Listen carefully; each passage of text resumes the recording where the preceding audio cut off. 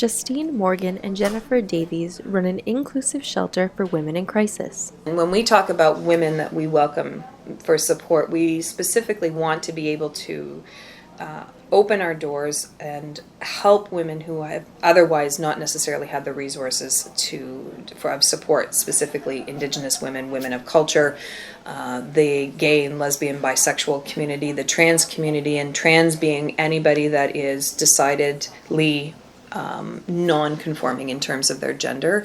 So meaning we don't want to specifically start to target out all of the names. Basically anybody who's identifying as a woman or a non-binary person is welcome to come and get support from us. We're not going to turn anybody away.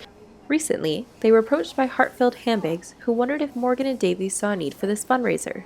The bags are going to starting out with just the women in the shelter. That's kind of the ask that we put out. She said, how many do you need? And I said, well, if we could cover everyone in the shelter, that would be ideal. Anything above and beyond that would be for women coming through our intake and accessing our other programs and services. Fortunately, if you are unable to donate a handbag, there are other ways to help Guelph Wellington women in crisis. We always say volunteering, encouraging volunteers be a part of our events, our fundraising events. Our gala's coming up. April 27th is our biggest one, our biggest fundraiser throughout the year.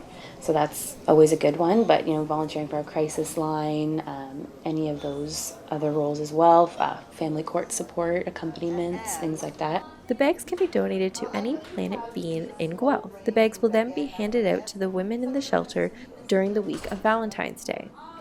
This has been Jamie Murdoch for Spoke News in Guelph, Ontario.